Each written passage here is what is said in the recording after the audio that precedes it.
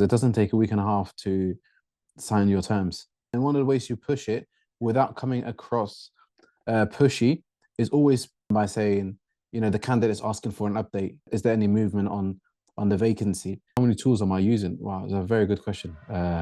Hey everyone, what you're about to watch is the most valuable segments from my weekly Q&A, where new and experienced recruiters get together to ask questions and solve problems. If you want to join the next one, just click on the link in the description to join. It's completely free. You don't need to give me your email address, telephone number, or anything like that. And I'll personally be there to answer any of your questions. Oh, and I've also put together this recruitment starter pack for those in the beginning of their journey, which tells you exactly how to get your first client. You can grab that once you're in our community for free as well. All right, then let's get back into the video. All right, cool. Let's get the show on the road. How's everyone doing? Alhamdulillah, bro. All good. How about yourself? Alhamdulillah, all good, all good. Hey, how's anyone to share anything with us? Any wins that you had so far? It's going well. I was gonna ask you about, how long would it take for them to get back, would you say, when you send them the terms?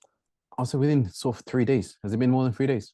Yeah, it's been like a week now, a week and a half. You definitely need to chase it up because it doesn't take a week and a half to sign your terms. No, they forward it to management and they're just waiting for management. Yeah, approval.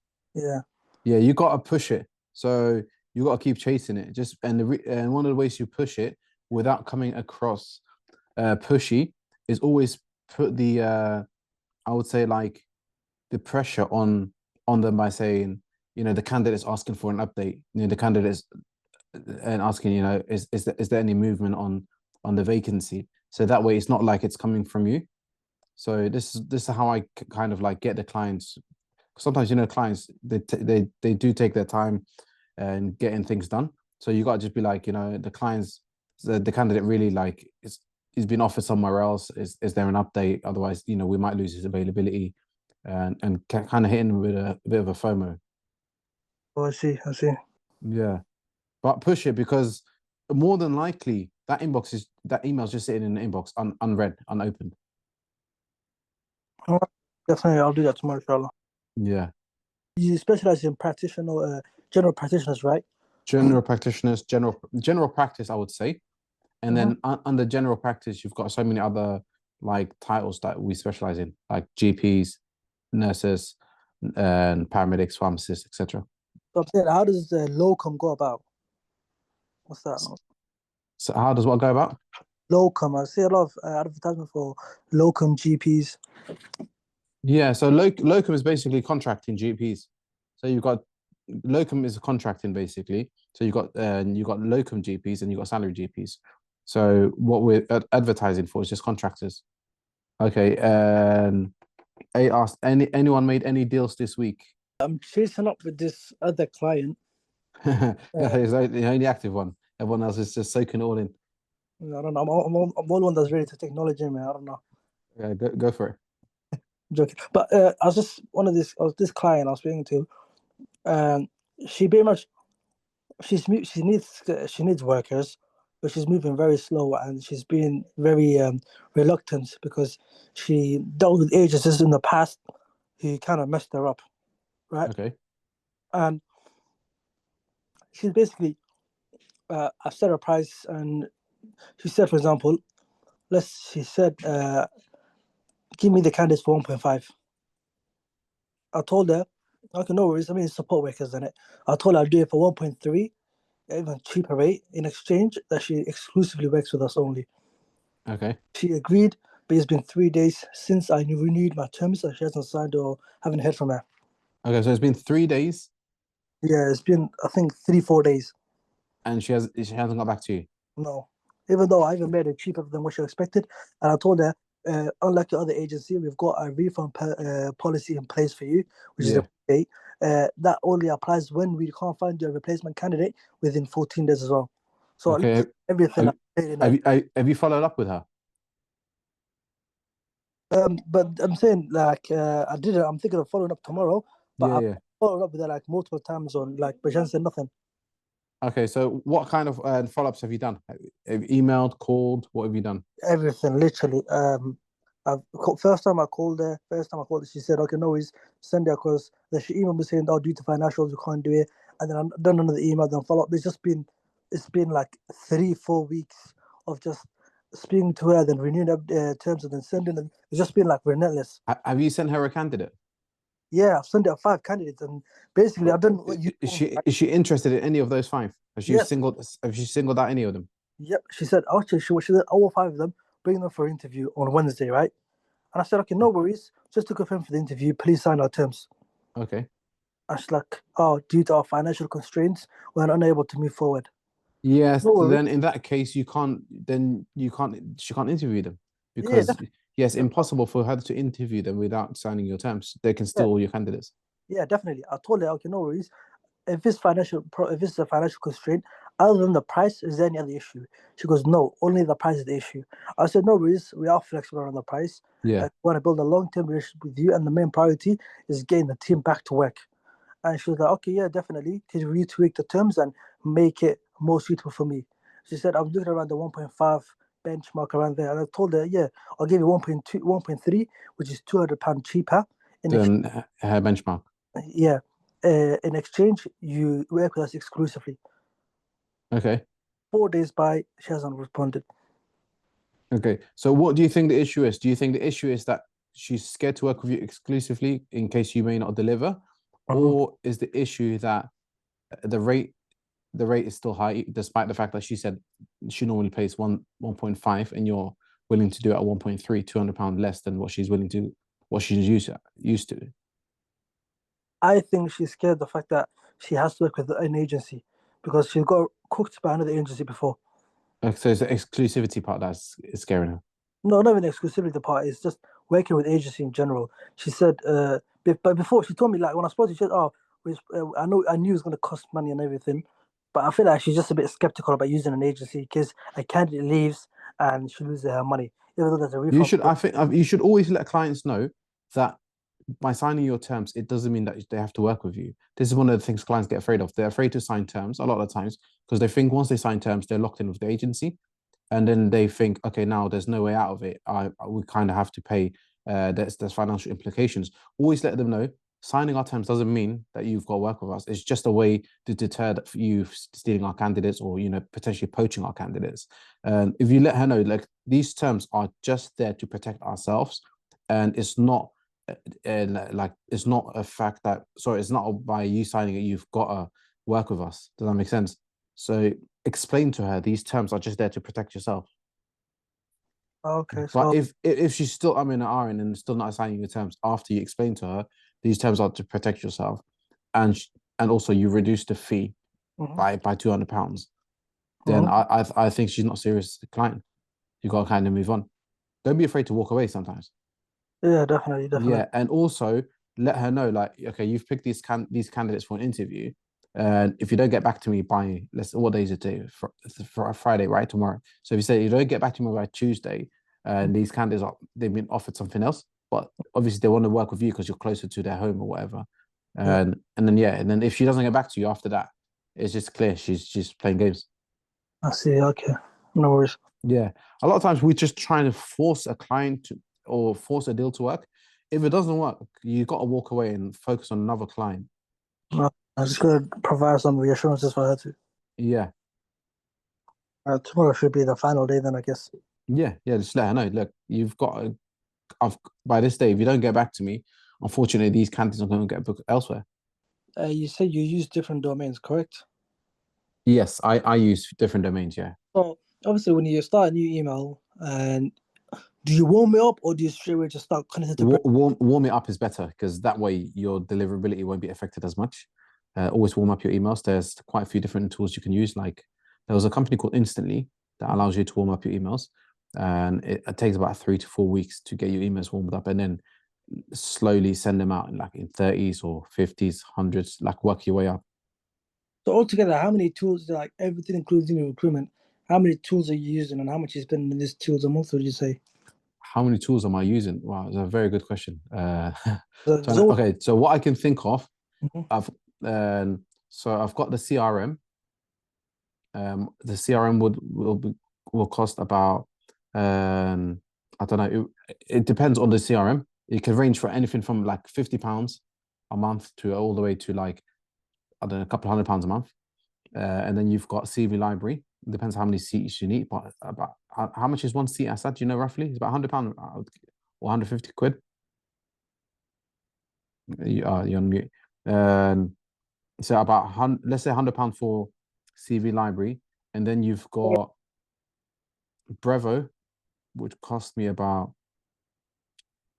£80 a month, I think. And then you've got, what other tools am I using? The VoIP telephone lines, which cost about sort of £30 a month. And I think these are the main ones. I don't use LinkedIn, Recruiter, and all that, those tools as well. So I guess I save on that element. And yeah, so my CRM, I don't pay monthly. I just bought it outright.